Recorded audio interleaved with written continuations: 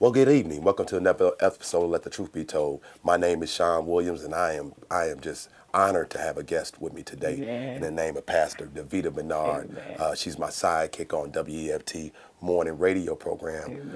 Amen. We do it every Sunday morning.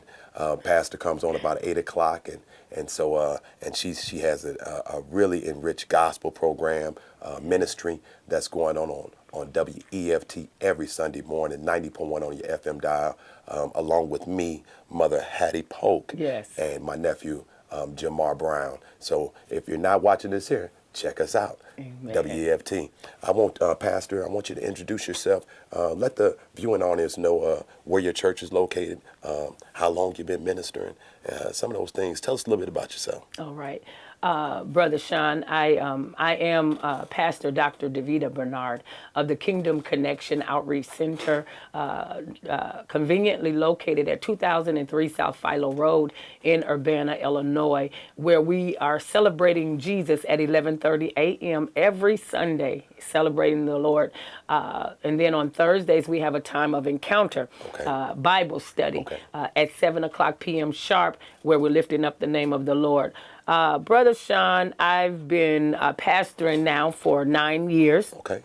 I've been in ministry, being a minstrel, declaring the word of the Lord since I was an ordained minister in the year of 2000 of January the 13th. I gave my first sermon. I had an aching in my life, and God has taken it away. Yeah, So yeah. I've been declaring the Lord Yeah. ever since then. Well, that's awesome. I thank the Lord for you. You always been a blessing to me. Always been encouragement to me. Anytime I get something new, I need a prayer warrior. I'm Praise calling on God. Pastor Davida Amen. Bernard because she know how she will really get that prayer over and really make you feel a whole lot better afterwards. Praise So I thank the God. Lord for you. Pastor, we met up over here, and I Yes. said, man, well, let's go ahead. Let's bring Pastor Davida Bernard. God was Amen. telling me, come on, bring Pastor Davida Bernard. I thank the Lord for you graciously accepting the opportunity yesterday to be able to minister the service for the young man, Amen. 4 years old. And so I had no other person in mind when I talked to that mom and that dad. They said they didn't have a minister to minister the services for their son, and I seen the pain that they were going through, and I said, man, I'm gonna call Pastor Davida Bernard because of the fact that when a mother loses her son, Yes. I needed somebody to really just step in there and be able to minister to this mother. And I know you have children, you have young men, and be able to connect with her and to be able to help her heal. So I think you did an awesome job on yesterday. Praise God. You really related to that family. You brought it back down to earth to them. I didn't want anybody talking over their heads. I wanted somebody to Yes. really just be right in the trenches and not judge them in any Absolutely. type of way. Absolutely. And so you are really creative in that. And so even with being a pastor and things of that nature, you still get right there in the trenches with the people, and I really love that. So keep Amen. that attribute, keep Amen. that trait Thank you. along Thank your you. journey, because God has really did some amazing things with you. I know you personally, and so Amen. I know you didn't travel the world. Yes. History didn't To make God be you the travel the glory. world, Yes. and so I thank the Lord for you. Praise God. Pastor, and getting ready for this program on this morning, I cut the grass this morning thinking about this program. I kind of Yes. sat in my office a little bit and thought about the program on today. And so, when I was thinking about it, I said, hey, well, look, I'm going to take people down, my life's journey a little bit, talk about me a little bit, about the storms that we go through. And this program, I always entitle this program, and I thank the Lord for all our viewers watch it every Sunday night. Say, Sean, I watch your program every Sunday night. I really appreciate you guys, and thinking about the storms in my life. And we entitle these programs all the time. And so this program, God told me, hey, look, I'm trying to think of a title. And it said, well, why don't we title it this? Realizing you're in a storm. Because some people be in a storm don't even know they're in a storm. Absolutely. Just stuff going on. They so used to it. It's just a normal everyday procedure. It's chaos. Things ain't going right. Just everything all blown out of proportion. And so sometimes folks don't even realize you're in a storm. But when you do realize you're in a storm, Yes. it's time to address some issues. Absolutely. And so what do you think about so many different things that's going on, Pastor, throughout this nation, throughout this world, the storms in people's lives, the things that's happening with folk, and them not being able to see a way out. Sure, absolutely. As I was on previous occasions have shared, Brother Sean, talking about a storm, I kind of have been staying with or reflecting on this one particular character in the Bible by the name of Job, knowing that this is a what is it? Tell the truth. Yeah, let the truth be told. Let the truth be told. A segment. What was really impactful to me about Job was. The truth definitely was being told. Job, if you read that whole entire text, that chapter, that book of Job, Job lost everything. He lost his children, he lost possessions, his health began to diminish. He was afflicted with sores all over his body, you know. But in the midst of him losing everything, he stood for one common denominator, that Jesus the Christ is yet a miracle worker. His faith did not waver. It didn't waver at what was or what it appeared to be, but he stood his ground. And we know from being a Christian or a believer, the Bible tells us without faith, it's impossible to please the Lord. And like I forestated, we can say that we trust God or we believe that God is a miracle worker until the rubber meets the road and you're really in the test of a storm in your life where everything is literally snatched from you, or you're violated, you're mistreated, or you're going to prison and it wasn't your fault, or your money has been snatched out of your bank account and you knew it was 6 digits and above, you know. Can you really stand to say that you trust God in the midst of tragedy, in the midst of pain, in the midst of heartache, in the midst of hardship? Yeah. You know, Pastor, what I realized in my life is as soon as I ask God for something, here come the storm. Absolutely. As soon as I say, man, you know, I want to do this. And next thing you know, something happened. Yes. Life changed up a little bit. I have a bump in the road, or a failure to communicate is what my buddy Butter would say. Just had a failure to communicate. Something goes wrong and causes a storm.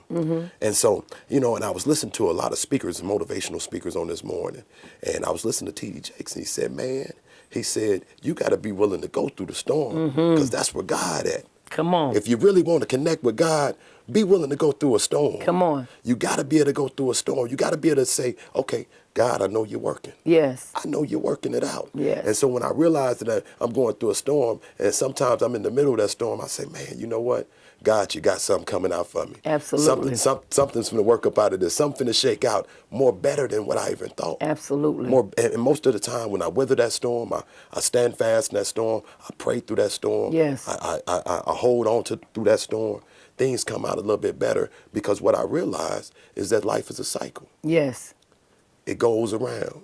And whatever you put out is what you get back. Absolutely. Absolutely. So not becoming bitter during the storm. Right. There you go. Not becoming bitter. Yes. Not getting mad at and getting frustrated with everybody else around you. Yes. Because you got a little problems. You got a little, Absolutely. what we call it, hurts, habits, and hang-ups. Yes. A little something happening. Yes. And we get mad at everybody around us, take it out on the wrong people. Yes. Because, you know, we wanted something. So God giving us what we want.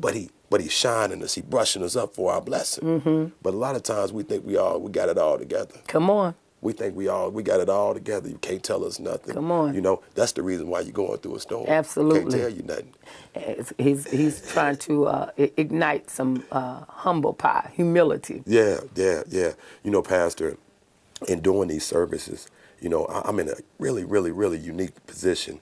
And being in the funeral home business, I don't take it lightly at all. And after like a service of yesterday, what was really emotional, you know, it's emotional for me, 4 years old, you know, young man, you know, getting this life started. And I understand what God is doing, you know, through it, because I did so many services, and I'm an analyst of those things, you know, what was happening. I sit back and I observe a lot, you know, and sometimes you don't have to say a lot. You just got to sit back and watch. Yes. And so I understand what's going on in some of these services. So I'm in a great position to sit back, and I'm seeing people during the weakest moments of their lives. Yes. The most vulnerable moments of their lives. And I'm able to see family structures and so many different dynamics.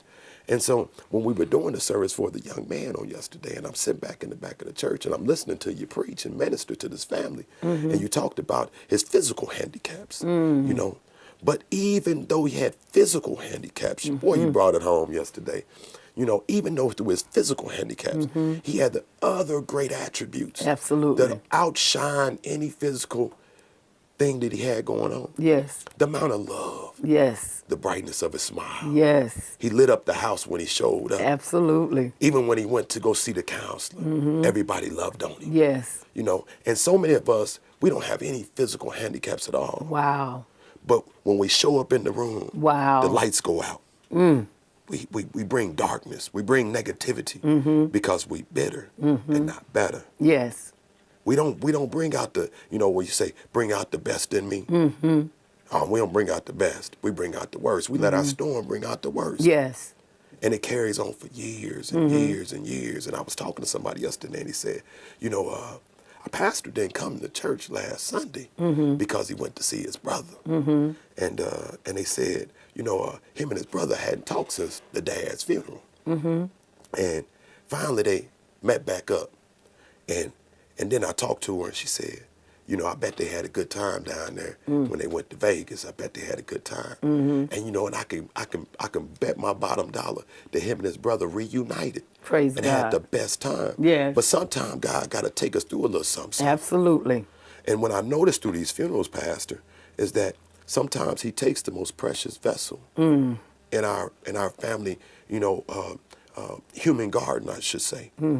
And sometimes it's because we don't listen. You know, we had, and I'm gonna talk about these storms that we just had. And we had Hurricane Katrina. Then we had Hurricane Harvey. Then we still ain't paying no attention. Now God got to bring Hurricane Irma to grab our attention. And so that's the way I see it when I'm looking at these funerals sometimes. You know, you didn't want to come to church when Pastor gave you the invitation. You know, oh no, Pastor, I'll come. I'll be that pastor. You know, and then you see them about a year or two later, and they doing a little bit worse. And then you say, well, man, won't you come on in? Matter of fact, I'll give you a ride. They say, oh, Pastor, well, don't worry about the ride. I get there. Right, right. Now, God got to pull their attention some other direction. Pull the closest person that's next to you. Wow. Make them have to go to an early grave because you don't want to listen. And so I see that kind of analogy sometimes when I'm in the funeral home. Yes. And I'll tell you why I say that, Pastor. I was doing a funeral for a family. We were doing it at Love Corner, and it was some years ago. And the lady was a great lady. I ripped the story up. I even got online and had to Google a story, you know, to find out what really happened to her down there. Had some good sisters, and I talked to them, and so they said that she worked at a hotel, and she was diligent at work, and she loved her job, you know, just a housekeeper, you know, but she was good people, you know, and so she had a jealous old man, and she was finna get married to him. And they begged her, oh, no, he ain't right for you. You know, sometimes you got to listen to the folks around you. That's right. And, you know, he ain't right for you. But she looked through all his faults, still connected with him. So he got his jealousy took over, and he ended up bludgeoning her to death. He beat her to death with a brick. So I'm listening to the family, I'm listening to the testimony, I'm listening to all these different things that's coming out of the service. I Googled that thing to find out what was going on.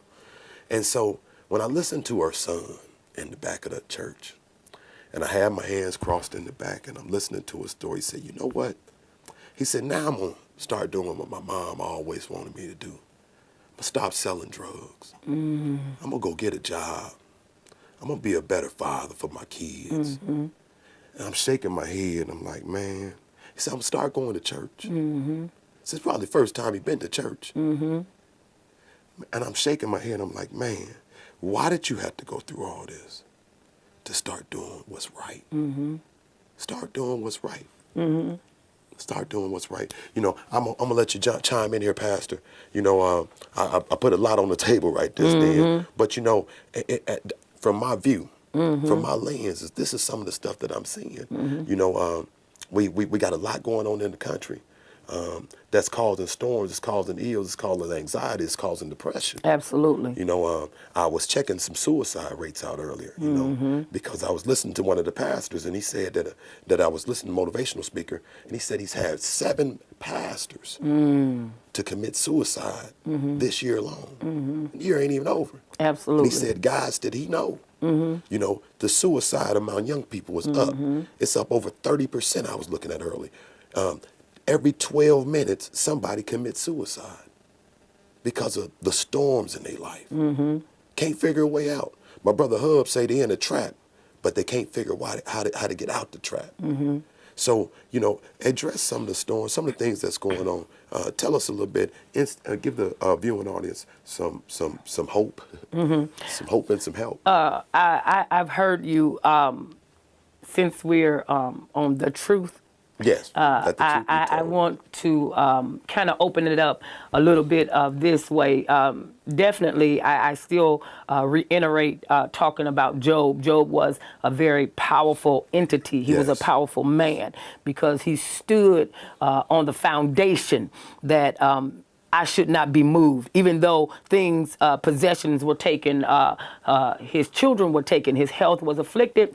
He stood on the common ground that though you slay me, yet will I trust you. And literally, preacher, pastor, laity, whoever you are, you have to have your foundation solid. All right. And what does that mean?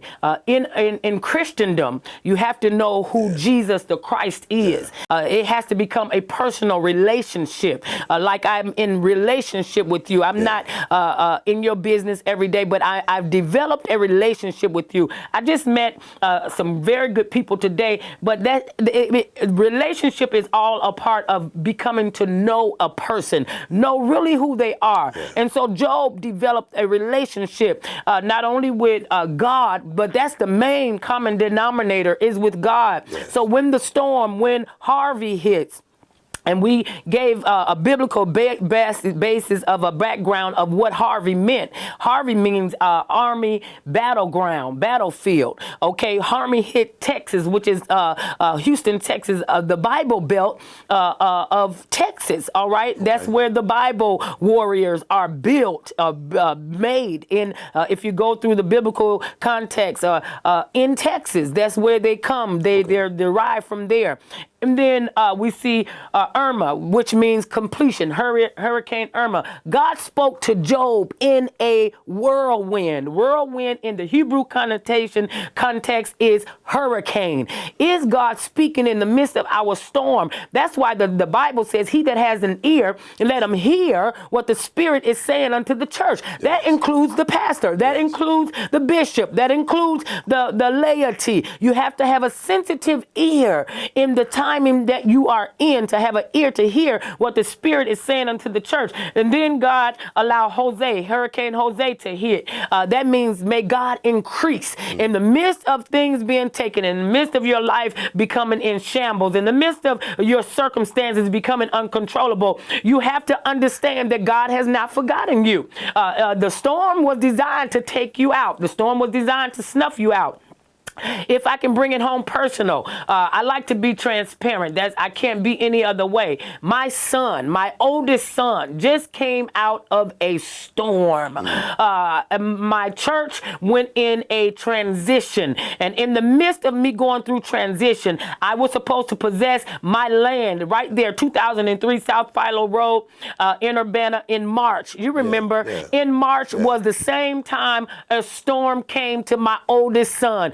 Didn't know why God was causing things to shift and shake, but I had to go back to the text and begin to remind God, you told me that I would possess this land, but it wasn't for such a time as that. You understand what I'm saying? He says double, you're getting ready to receive double, but you got to go through some things. You're getting ready, I'm getting ready to really see. And that's almost like Job, when the devil asked God, you have this so gracious man, Job, but I bet you if you let me get to him, he'll curse you and die. God said, go ahead head, you can touch everything that's around him, but you cannot touch his soul. And because Job was very important to God, God allowed him to go through the trenches of life. My oldest son in March, I thought I was taking him to the courthouse to do 45 days for driving on a ticket, right? Got him there to the courthouse. Wouldn't you know, while he was almost finished with the 45 days, accusation was hurled to him from 2014. And I'm going to go all the way in it because that's the only way I can bring it out. There was a charge from 2014 that they put on my son for criminal sexual assault, 4 counts. Okay, from 2014 in March, they made him stay there on a bond of $1 million.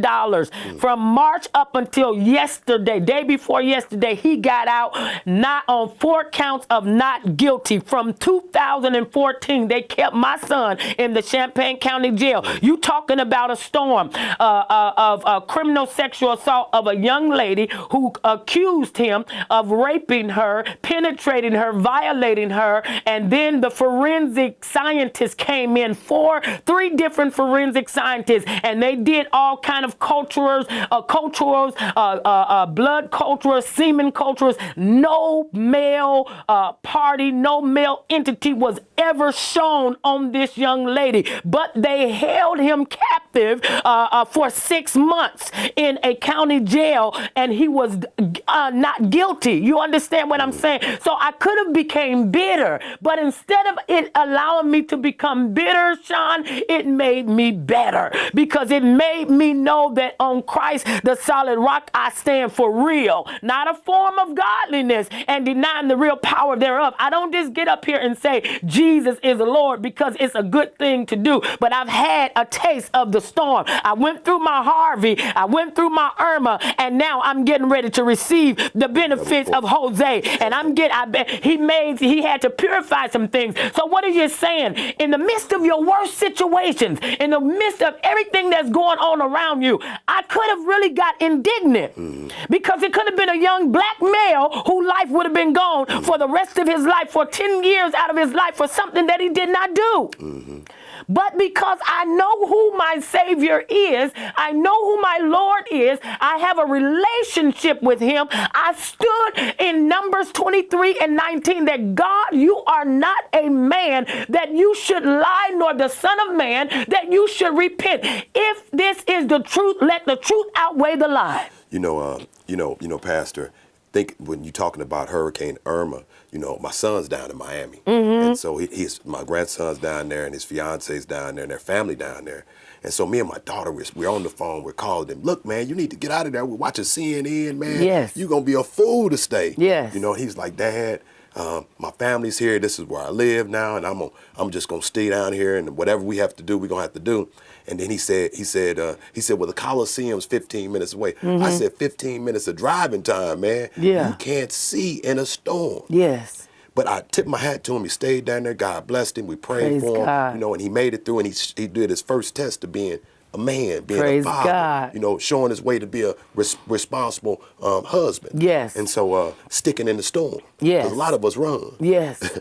And but one of the things that what I would want to reiterate during your encounter that you talked about with your son is that we got to walk by faith. Absolutely. We don't know what the outcome's going to be. Absolutely. But we hold on to faith. Yes. Keep putting the work in. You didn't stop praying. You didn't stop working. You didn't stop probably working with attorneys. You didn't stop any of those things. You still kept the faith. Yes. And so we got to keep the faith because during a storm, you can't see. That's right. That's right. And that's the reason why I think it's in the Bible. It says we walk by Faith and not by sight. Come on now. And we gotta be able to keep the work going. But so many of us do like the suicide victims. We give up. We quit. One key thing that you said is in the storm that you really cannot see. But one thing my father always taught me is when the storm becomes so harsh and so hard, never stop in a storm. Always drive. He says, look at the yellow line or the white line that is in the road and keep driving. I don't care if you have to drop all the way down to 10 miles an hour. Continue to drive because you're getting ready to drive out of your storm. So in the midst of my son having to sit there for 6 months, it simply made me know God spoke to me because I have a personal relationship with my father, and he told me he was going to bring him out not guilty. He told me that. I told the people when I would minister, and I've been to, Pretoria, South Africa. I've been to Paris. I've been to Joburg, South Africa. I've been to different places around this world, and God put it in my spirit. But he said, I had to place him there because you told me to save him. You told me to deliver him. You told me to bring him out. So he wouldn't hear you while he was roaming these streets. So I had to put him in a place, in a position to be able to be still enough, to be long enough to be able to have a listening ear, because God chasteneth those who he loved. And so he wouldn't hear you. You out here preaching and prophesying and praying to people. God is healing them. He's delivering them. They're being set free. He's causing financial windfalls to come their way. But when it comes personal to your house, sometimes the enemy knows he can't attack you, so he'll attach the thing that's closest to you. And what better way would be to be your son to bring an accusation such as this? And I knew. And so, and therefore, me thought and thinking I was going to possess my land, I didn't possess it right then. So then I went back and I said, God, you told me that this was my building. Not until July was I able, because of all the opposition here, there, trying to keep me out. God says, didn't I tell you, stay your course? I had a personal relationship with God. I had to remind God, like Hezekiah, when the prophet Isaiah went to his house and said, God says, get your house in order because you're getting ready to die. Hezekiah had to take a reflection of where he was. He began to remind God, when you're in good standing with somebody, you can kind of remind them of, look at here now. I know I've gotten myself in the thicket, but I remember when I mowed your grass for free. I came in and went and got groceries for you. I went and I gave alms to somebody. You kind of can establish a rapport where you can remind God. And because of the reminding of where he was, God says, Hezekiah, you've been faithful. And now I'm getting ready to add 15 years to your life. So when you in right standing, when you get back in position, see, sometimes we'll get out of alignment, like that car. If you drive it long enough, then the car goes out of alignment. You have to take it to a body shop or two and get it back in alignment, right? Because we just haphazardly hop in it, and you don't take it to get the oil change. You just drive, and then your light comes on. You need an oil change. You got to go and get some things fine-tuned. And so Holy Spirit had to fine-tune me. He had to keep me at a place of humility. Job says, though you slay me, yet will I trust. Sometimes life situations will get to you where they almost beat you down. But though you slay me, is your relationship solid with the Father today? Because on Christ for real, the solid rock I stand, all of the ground is nothing but sinking sand. The Lord giveth and the Lord taketh away. But in the midst of my son being sitting there, in the midst of me now receiving my building, and we walk in and possess the land, God, here he comes on the 6th month of my son sitting there. We go to court and to hear the jury come back, and they deliberated for an hour and a half, and they came back with a verdict of not guilty on all 4 counts. What a mighty God we serve, because I stood my course. I was faithful, and I began to give God back his word. My son walked away free because Jesus said he was going to walk away free. You understand what I'm saying? I passed the test. Job passed the test. You have to pray for those who, he had to pray for his friends who came up against him. I had to pray for that young lady who lied on him. You understand what I'm saying? That's right. And not have any and not have really no animosity. I'm not bitter. She made me better. She made me know the essence of prayer. I didn't just pray. I prayed through. That's right. You have to pray through. That's right. That's an amazing testimony, and that's exactly what it is. It was a test. And and being able to go through a storm, or being able to handle a storm, or encounter a storm is a test. What are you going to do throughout that test. Absolutely. You know, I know when people would start getting ready for these major hurricanes that were going on, they would run into the grocery stores. They were Yes. getting all the canned goods off the shelf. They're getting all the water bottles. Yes. They pumping all the gas. Yeah. Lines were super long because they're getting ready for the test. Yes. You know, if they have to endure this, then how would we be prepared? And so what you told us, to be prepared is first. You got to stand on a solid rock. Yes. Something bigger than yourself. Absolutely. And through us, through Christendom, it's God. Yes. Yes. So a lot of times when we're going through something, we got to refer back to something. We go refer back to the word. That's it. So I got a personal relationship with you, so I call you on the phone because you're more biblical than me. Yes. And when I can't remember the word, I call my Pastor DeVita. Praise God. Because Pastor DeVita know that word. Praise you know, God. Or I can call on Pastor Vince Elam, and he know that word. Absolutely. And help me out a little bit, brother. I call my brother Hub, and he said, well, Brother Sean, you know, I think it's this. And then I can dialogue and analyze everything that you guys tell me, and then go back to God and see what God tell me. And you know, the truth of the matter is, Sean, there are all types of storms that we encounter on an everyday basis. You're dealing with inadequacy, you're dealing with alcoholism, you're dealing with drugs, you're of all different types. We don't know why people do what they do. You're dealing with family storms, you're dealing with financial storms, you're dealing with identity storms. You deal with there's a horizon of storms, but you have to have that solid foundation. And then a lot of times people run to a higher power. Some people higher power could be that light. Some people higher power can be that door handle, you know. But I thank God today, you know, for real. It's funny, but that's what they use. But I thank God that I've found my higher power. Yes, to be Jesus the Christ. He's been for real with me in this season of my life. He has manifested so many miracles, known miracles to the naked eye, that I cannot be moved. I cannot be moved. I know I'm on a battlefield, but every time I'm faced with the battle, I decree and declare out of my mouth that no weapon that is formed against me shall be able to prosper. And every tongue that rises up against me in judgment, God himself has already condemned. Yeah. And you know, Pastor, a lot of times when people going through a storm, you know, they go around and they tell everybody about the storm that they're going through. Yes. You know, everywhere you go to the bus stop, you run into them at church. Yes. You know, so many of us like to play victim all the time, you know, instead of working on our game, you know, so we're good about that. You know, we'll put the pressure on you, calling you late at night, pray for me, and you ain't even pray for yourself. Yes. You know, and you should know what you're going through more than what the pastor know what you're going through, because you're going through the storm. Absolutely. And so it's your job to kind of fix it up. Yes. You know, and fix the foundation work up. You know, it might be some things, I call it with my insurance agents, we just went through a segment of training called Back to the Basics. Okay. Sometimes you got to go back to the basics. Absolutely. You know, pick up the small, you know, the A, B, and C's of this thing. Yes. And so sometimes you have to go back to the basics, you know.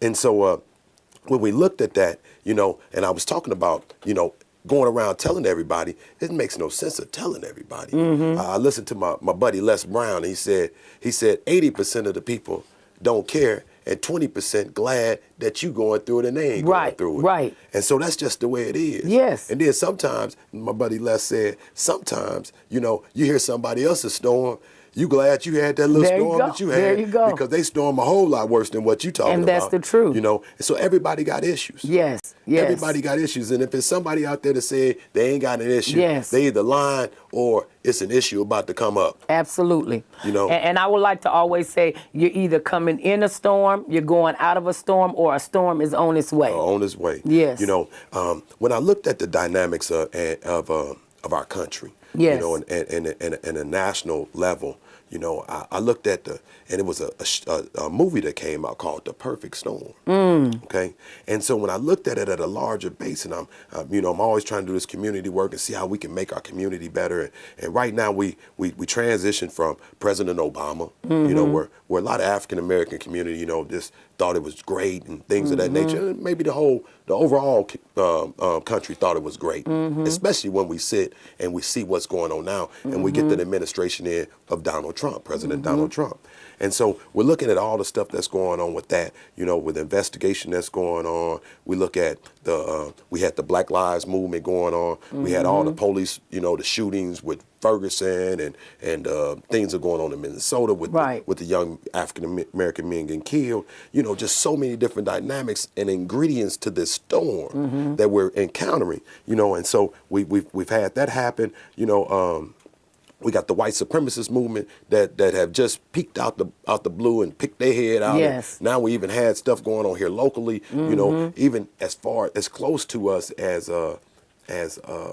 close to us as, man, I want to say, where is that? A little town right here west of us, Clinton. They were recruiting for the Ku Klux Klan right here locally in our area. Wow. And so it's not something that's happening 500 miles away. I mean, just 20 miles down the road. Yes. So you're dealing with these folks around, and you can kind of feel this racial tension when you're going to the grocery store. My heart goes out to Latino Americans. With all the stuff that's going on, whether you can stay or you gotta go. Absolutely. And the people with DACA and so many different people that have came to this country for the American dream. Yes. Yes.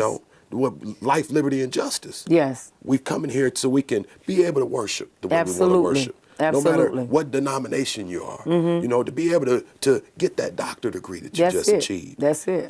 And so many of these other people are seeking the same things that we're seeking. Man, I don't want no trouble. Right. Right. Man, just let me live in some peace. Right. And that's basically what a majority of the Americans want to do. Right. Live in some peace. But we got so many different ingredients pouring into the storm because so many of us getting bitter and not better through the storm. Yes. And we want to take it out and lash out at somebody else. And we got to put a face. Yes. We want to put a face to this problem. So we'll put it on, she's an African American, or he's a African American male, or it's the Latino person that took my job, So we want to put a face to where this pain is at. But we got to go back to the rock. Because we asked for, a certain lifestyle or a certain life. We want that big house, but you got to be willing to go through that storm, because when you ask for something, okay, we got to get you polished up so you can be able to receive your blessing. That's it. Because the Bible says he won't put no more on you than you can bear. And sometimes that's a vague statement, I would like to say, because sometimes what you can go through, I probably can't take it. But if God brought you to it, he rarely definitely is able to bring you through it. That's when you know that your foundation have become solid and you're able to press your way through. I press toward the mark for the prize of the high calling of God, which is in Christ Jesus. I'm pressing my way through. This is a pressing way, but I'm going to press my way through my healing. I'm pressing my way through my financial breakthrough. I'm pressing my way through freedom. I'm pressing my way through this drug addiction being broken up off of me. I'm pressing my way through having to pick up this bottle every day just to numb my pain. I'm pressing my way through. Pastor, you made me remember something, I thank God for my experience of going through the military. Yes. Because it taught me something. It taught me teamwork make the dream work. Absolutely. So what you can't handle, I'm there to leave no soldier behind, so I can pick up Pastor Vita, because that's my soldier. Yes. And we going to ride or die with this thing, Yes. And so what you don't have in you, I have in me. And what I don't have in me, you got in you. Yes. So that means teamwork. We connect. And so that's so important about this storm, because I think God was in the midst of this whole situation. We think he's nowhere connected, but he's right in the midst of this Hurricane Irma. Because we had Harvey happen. We've had Katrina happen. Yes. And we've got no closer to him. We got no closer connection to each other. Actually, we got further away from each other than when we should have been. And so now we're able to physically and visually. I just told somebody that's close to me in my life, I said, you've seen God work in my life. You've seen a miracle unfold in your face. Wow. You've seen it happen. Yes. I mean, a little boy that said, that the teacher said, man, he'll never be anything. My gosh. He'll never be anything. My environment said I'd never be anything. Yes, yes. Man, I'm about to get teared up because I'm having a visual of my own life. Yes. Sitting on Hickory Street, and you said that, any of us could be in your son's position. Yes, yes. So we sit up there and listen to your story about your son and say, oh, well, that's her son. My gosh. But any of us could have been in that position, because when I was on Hickory Street, Yes. the police wanted to take all of us to jail. Yes. For what a few did. Yes. They Absolutely. they put a face to that. Absolutely. And it was any African American male Yes. that was on Hickory Street. Yes. So that could have been me. I could not be sitting here. I could be sitting in a jail cell Yes. somewhere, wrongfully convicted. Yes. You know, so when I look at that, I don't take that lightly. Yes. You know, that's why I tell people, man, we got to be where we're supposed to be at. Absolutely. And we got to treat this life serious. Yes. Because it's serious. It's only by grace, the grace of God, that I ain't where one of those young men that I buried at. Yes. Wrong place at the wrong time. Yes. Ran across somebody that got hurts, habits, and hang-ups. Absolutely. That unaddressed ills. Yes. You know, with a bunch of issues. And ran into this guy. Took his life. My had his God. family go through something. Now in the basement of my funeral home, and I'm looking at a young man, healthy young man, My God. with a family. Left with a family. Jesus. Got 7 young people that he's responsible for. Now who takes it? Who fills the gap in for them? Right. Right. Who fills the gap in for them? So that means we need more mentors. Yes. Yes. Now we need more pastors to be able to heal a broken situation. Yes. You know, I remember when we lost my brother. My brother James committed suicide. I was 6 years old. It's around Christmas time. You know, when everybody playing with gifts and stuff like that. We were a broken family. Wow. We didn't know why. And still to this day, at 48 years old, you say why? You know, why couldn't you hold on? Yes. Because like we said, you hold on and you keep on driving. That's it. That's You it. come up out that storm. That's the truth. Yes. But something in his mind. My God. See, that's why the Bible talks about a reprobated mind. Yes. Confusion. And so much that we see on television. I thank God for another military experience I was in, because I was in the psychological warfare unit, and I understand what's going on out here. Right. They put confusion all out here, because people get paid off your dysfunctionality. They don't care where it is. Depression, they got a pill. Wow. You know, they got a pill, and it ain't cheap. Wow. So any ill that you got, they got some pharmaceutical, got something for you. That's why they putting us on all this.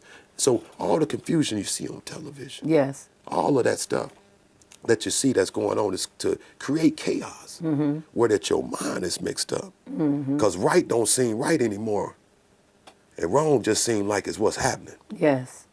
So everybody is running away from the foundation. Yes. So we got to have this hurricane Irma. Yes. And you said Jose, right out there off the Bermuda Triangle. Yes. That's brewing. Because maybe he need to show a little something. He got to show his face. Because we won't acknowledge it. We took him out to prayer out of school. We took him in out of so many different dynamics of life. When it got to be the foundation. You did services with me for young folks. Yes. A lot of us letting our young folks lay in the bed. You just seen what's happening. Absolutely. They don't got church etiquette. No. And our ushers just get so frustrated, and I had to bring them back down. Look, give them a little patience. Be a little patient with them. Matter of Yes. fact, you take a break and let me take your post. Because we got to have a little bit more patience with them so we can show them. Because it only takes just a split second for us to get angry now. Yes. You know, everybody getting angry, bitter, and mad. Yes. You know, you're disrespecting me. You know, and it's all about, you know, I always learn from the streets. You know, game recognize game, and respect acknowledge respect. Right. And me and you know how to go down to the trenches. Absolutely. You know, take the title down and go right at your level. I ran into a young man, and he came at me real hard, Pastor. Oh my God, he came at me real hard. You know, I just got out in my old school. I'm finna have a good day. And I ran into a hurt young man. He said, man, ain't nobody doing nothing for this community. I'm tired of seeing all this killing and stuff. You know, I'm ready to do something. My grandmama can't even sit on her porch. You know, he was mad. And I had to bring him, you know, I tell him, man, brother, I'm doing as much as I can. Right. I'm hitting on every angle. I'm gonna be honest with you. I keep it 100. Let the truth be told. I bagged up from a lot because a lot of us don't want to change. Keep it real with you. A lot of us don't want. A lot of us don't want the land of the milk and honey. We cool in chaos, and we trying to draw more people to chaos than we are trying to draw them to peace. You know, and so I bagged up a little bit because some of the people that want it, they know how to ask you. Absolutely. They pick the phone up. Hey, Sean, I need a little help. Okay, I got you. And that's one thing that was so profound with Job. You said they don't want change. Job had to have a appetite change. I would like to say he had to have a mind change. The Bible says, let this mind be in you, which is also in Christ Jesus. And when you go through that appetite change, no matter what you encounter, no matter what you go through, you always have to see God. John, when he was on the island of Patmos, he says, from where I stand, he was in an isolated place out in the ocean, an isolated, cold place. Nobody around. He said, but from where I stand, I see God. Stephen, when he was being stoned to death for the sake of Christendom, they were killing, stoning him. He said, but from where I stand, I see God. You have to have an experience where no matter what situation you are facing out there in TV land, see God. Yes. In the midst of it all, have an appetite change. Go through your purification stage. From where I stand, it might be hurting. You might be hurting. You might be dealing with real life, current situations. The doctors have only given you 6 weeks to live. You battling with a cancer situation. You battling with a rheumatoid arthritis. They just had to amputate one of your legs. But from where I stand, I see God. And that's how you have to really deal with your storm. Yeah. You know, Pastor, when you said that amputation thing, I know a motivational speaker I watch on YouTube. He don't have no arms, no legs. My God. He's super positive. Wow. He's super positive. Yes. You know, he encouraging other people. Absolutely. You know, our young man that's 4 years old, you know, it ain't about how long you live. It's what you do while you're here. Yes. So when I'm out at the cemetery and I'm looking at these headstones, you know, and I'm looking at, first I look at the dates. Mm-hmm. And then I see where somebody didn't live that long, but maybe made an impact. Yes. You know, maybe made an impact in society. You know, some people that passed away and you'd have forgot they was even here. But some people that passed away and you can't stop talking about them. Because one thing people have to realize is death is not for the dying, but it's for those who remain. It's for the living. If he left at 4 years old, then there's a great lesson that he's trying to instill amongst his family, his members. Yeah. You understand what I'm saying? There's a lot of whys. Why did God take my son? Why? And like I told them yesterday, the greatest why that was ever told was when Jesus was on the cross and he said, my God, why have thou forsaken me? And even though in the midst of the whys and you don't quite understand why God do what he does and it doesn't feel good, understanding better by and by. Yeah. In the midst of that storm, in the midst of the hurt, what did he leave here for you to gravitate to be able to smile and declare that victory is mine? You know, Pastor, letting the truth be told, and, you know, I bring it back home to my own personal life. You know, we lost like 5 brothers due to the streets of Champaign, due to chaos, confusion, hurts, habits, you know, hang-ups that we had. Yes. You know, but the learning, we had to lose 5. Yes. To save 7, 8, 9, 10 more. Absolutely. We lost 5 to save the rest. And then to save the tree, the branches of the tree, the grandchildren, the nieces, the nephews. But he had to take 5. Well, in actuality, he took more than 5 because the culprit, the one who did the act, they lost 2 because now their lives are gone for 20 years, 30 years. So that's a sum total of about 10 lives. Yeah. That snatched that quickly, that abruptly over really nonsenselessness. You understand what I'm saying? Yeah. Yeah, you know, and so, I you know, when I, you know, you talked about being able to minister to people, you know, at that level, you know, where they're at, you know, so many times when we're doing these services, Pastor, you know, as sometimes I'll sit back and I say, man, they really kind of missed the mark of addressing the audience, you know, the captivated audience that's there. Absolutely. You know, and so whenever we had per se, we had a Rakim Vineyard, I called Pastor Davida Bernard because I know that we need to be able to help some young people out here. And so I wanted to be able to address, you to be able to address this young audience because they need to walk away with something. Right. You know, they looking for stuff. I talked to these young people, a young man that was murdered, and I sat at the cemetery, and I loved on them young men, you know. And some of the times you don't have to say anything. Absolutely. They recognized me as being a bigger brother or a father figure to them. Yes. And I just held them and hugged them. Yes. And at the candlelight vigil, one of the young men came up to me that I've been knowing since a baby. He said, "Sean, why this happening? Why is all my friends getting took?" You know. Wake up. And so, but it's hard to wake up to something that you think that's right. That's true. You know, when you seen daddy and mama lay around and play cards and drink and bid whiz and kiki and kaka and even in the midst of a storm. Because when we started out, we talked about being in the storm and not even realizing you're in the storm. Ain't that something? That's true. You know, Job was being tested and he didn't even realize he was being tested. Ain't that something? But all he knew is he encountered loss. He encountered pain. He encountered sores all over his body. He didn't even know that God even gave permission for him to be in the test. Man, and so then we getting we dealing with some folks that don't even realize that it's bad behavior. Yes. You know, and people that have not been instilled. So I thank the Lord for the old saints that loved on me and brought me into the church at a young age, because they taught me things like, Sean, the wages of sin is death. Yes. You know, and so but they also told me that, what's the second part of that?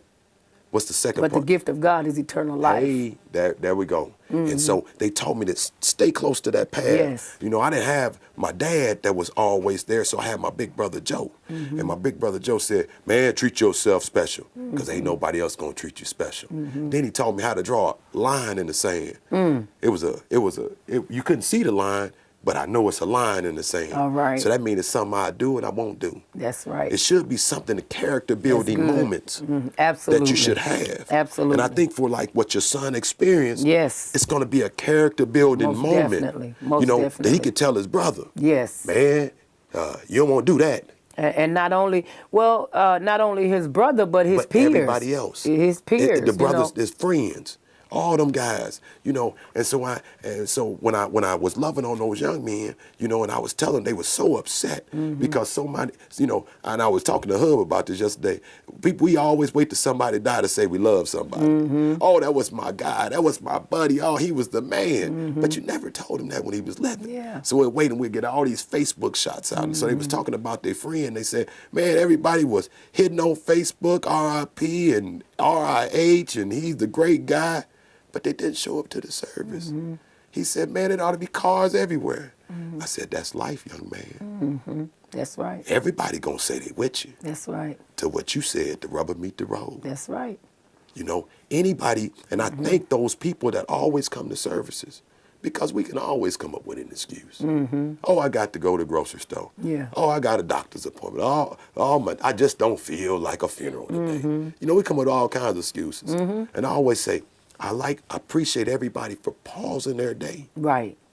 Because all we did was had to pause our day. Absolutely. For a few minutes to show some gratitude and some graciousness and some common respect to somebody else. And that's why the Bible always says, do unto others as you will have them do unto you. Because even in the midst of our going through, sometimes you might have not paused break to help someone else. You understand what I'm saying? So it's called the seed of reciprocity, of sowing and reaping. You know, what you give out is bound to come back.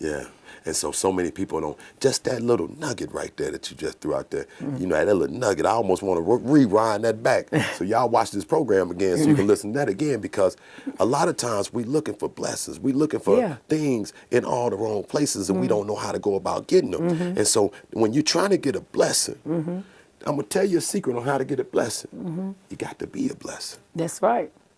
In order to get a blessing, give somebody what you're looking for. A closed hand never can get anything back. But when you open it, it's always receptive for something. You're giving it out, and you're easily to be able to take it back in. You know, I mean, and I just had a cookout for my buddy Miel. It's been 9 years. We lost him, and we just had a cookout in my house. And somebody said, man, I wouldn't have all these people running through my house, you know. That's what they said, you know. And I told him, I said, well, God didn't bless me with this. Absolutely. For me.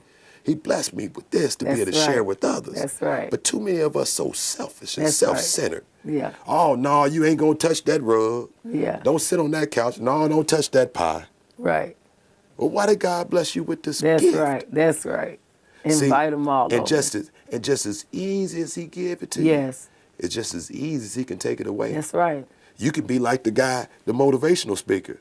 He'd start taking your limbs from you. That's it. He break you all the way down to now you got to love on everybody. That's right. You got to get back to the rock, that foundation point.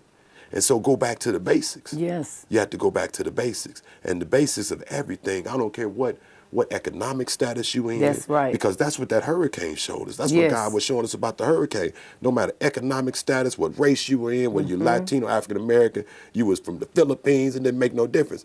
You had to get on that raft together. You had to go lay down in that Coliseum together. You had to rebuild together. Yes. And the only thing that shatters everything that's going on is love. When I went to Germany, the one thing that they understood was that smile and that peace and love. They understood that's a universal sign. When I was riding a motorcycle, I don't care if it was a Hell's Angel groups of the dinosaurs, That's or right. when we was Payne City, we were motorcycle guys. And the one thing they understand was this one sign on the motorcycle, you do like this, and that's what's up to your fellow man riding the bike. And I don't care what group you're in, that's just the respect toward motorcycle guys. So whatever you got to do to be able to connect, to show respect to the fellow person. Some mornings I might open the door for an old lady, and she might be from a different race or ethnicity from me. And I open the door because I don't know what she just went through. I don't know That's what she right. just seen on TV. That's right. But we all ain't like that. Men, I think sometimes have a challenge on hugging other men. But I put a logo out that real men hug. Yeah. And I make it a mandate for all of my sons or friends, acquaintances, any men that I run into, I demand a hug. And they don't pat me, they pat me like that. And I said, no, I need to feel the hug, the embracing of a real hug, because that could be the only hug that will get them through that day. They could be hurting on the inside, like you said, going through life challenges, just everyday life circumstances, life situations. Give me that hug. Give me, and they feel so much better. You know, when you when you just feel the embracing of someone that at least they're showing a potential that they care. You understand? Real men hug, you all. They hug. Yes, real they men do. Hug. Yes. Real men hug, real men cry, real men have compassion. Absolutely. God, when they gave you tears that you couldn't cry. Absolutely. You know, Preston over here at the Urbana Police Department, his dad is down in Southern Illinois, and he came up with a program called Hug a Thug. And so it's a great program down in Southern Illinois that he's spreading around the country, but it's called Hug a Thug. And so many times, you know, like we said, just hug somebody, show somebody some gratitude, and be able to, go ahead, Pastor. I just want to say this real quick. One of my elders that's affiliated with my ministry, she says it like this: God allow our tears to be tears when you're crying. They're silent prayers that he's bottling up, and he's going to pay you for each tear. Wow, that was good. That he's going to pay you for each tear that you have cried. All right. Well, you know, Pastor, I'm gonna give you some hugs. All right, that's awesome, man. Love you. I thank the Lord for this Love program you too, today. man. I thank you for pausing your day to be on this program with us. Yes. Thank you for your family just slowing down and say, Absolutely. hey, look, let Pastor get in on this program. Thank the Lord for our viewing audience. Thank everybody that was Facebook Man. Live and us. Everybody that's watching tonight, man. Look, let's love on our community. Let's make Man. us better, not bitter. Yes. Let's go out there and let's make the change starts right there with you. Right there in your household, right there with you to make that change, just to be better. And do not let the storm get you boggled down. Let's come up out the storm. Pastor said, let's take it a little bit at a time so we can ride out through the storm. So I thank the Lord for everybody tuning in to us. Thank you for UPTV. Thank you for another episode of Let the Truth Be Told. Peace. Amen.